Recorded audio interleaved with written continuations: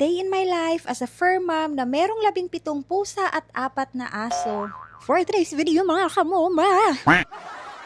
Halos araw-araw talaga laging merong nagaganap na trouble dito sa loob ng bahay ni Moma. Iba pa yung trouble ng mga aso at iba pa yung trouble ng mga anak kong pusa.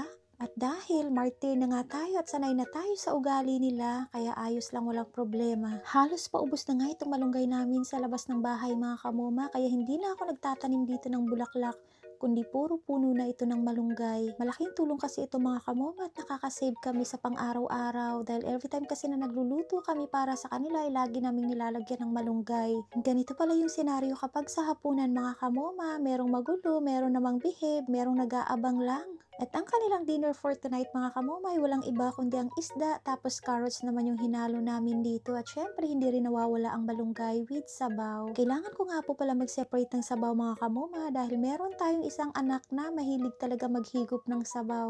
Yan lang talaga yung paghigop ng sabaw ang minana niya sa amin ni Apa, pero yung kanyang pagkasuplado mga kamoma ay ewan ko, baka namana niya na sa kapitbahay. Syempre palalamigin muna natin mga kamoma para iwas paso sa paghimay ng kanilang isda. Eto na naman yung mga anak kong barako mga kamoma, nag-uumpisa na naman sila maghanap ng away. Walang katapusang away ang nagaganap sa kanilang mga pagitan mga kamoma. Normal lang talaga kasi yan kapag kayo lang yung laging nagkikita parang nagiging hate nyo na yung isa't isa. Pero kapag hindi nyo naman nakikita yung isa't isa namimiss nyo naman yung isa't isa. Eto si Tino, halos araw-araw niyang namimiss si Momay, halos everyday naman kami nakikita dito sa loob ng bahay.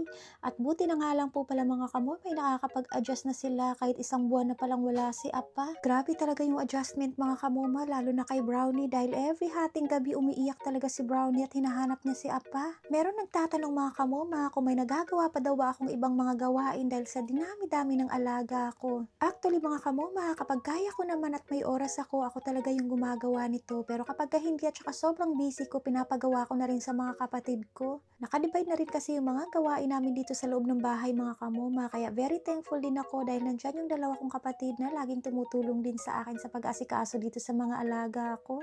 Tapos yung mga tatlo ko ding mga anak mga kamomay, sila din naman palagi ko ding inuutusan para tulungan din nila ang Moma. At syempre iba din naman talaga mga kamoma kung tayo talaga mismo yung gagawa kasi very satisfying. At syempre kapag may lakad ako mga kamoma at wala ako dito sa bahay, wala silang choice kundi sila naman yung gagawa. Kaya yung schedule ng dalawa kong kapatid mga kamoma, yung isa sa morning tapos yung isa naman sa hapon. Since sa college naman kasi mga kamoma ay half day lang kasi yung pasok nila, kaya malaki yung time para matulungan din nila ang Moma. Kung napapansin nyo ang ating teddy bear mga kamomay, sa wakas may gana na rin siyang kumain at bumalik na rin yung gana niyang kumain. Ito talaga yung gusto ko sa buhay mga kamoma, na nakikita ko sila na malakas silang kumain at ganado at walang kaarte-arte. So it means pagka ganyan mga kamoma, okay na sila at magaling na ang mga anak ni Moma. Para din talaga silang mga bata mga kamoma na kailangan nating asikasuhin.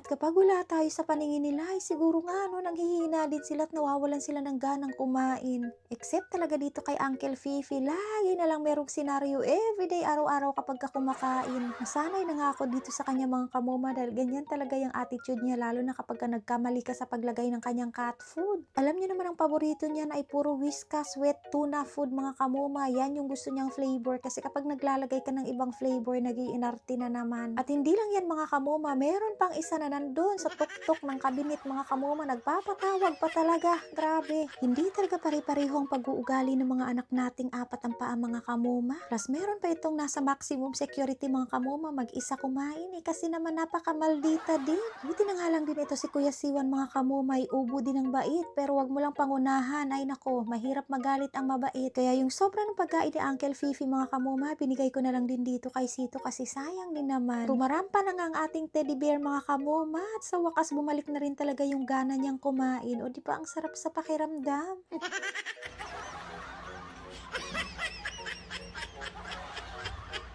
Hinahayaan ko na nga si Uncle Fifi mga kamoma, ayoko nang istorbohin yung kanyang pag-ihi para tuloy-tuloy na nga yung paglabas ng kanyang ihi.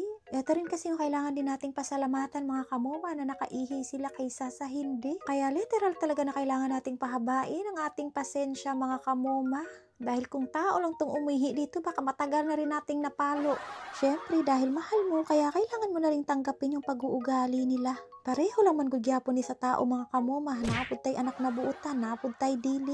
Nya kay mauman ni atong gusto, so di na ta magreklamo no.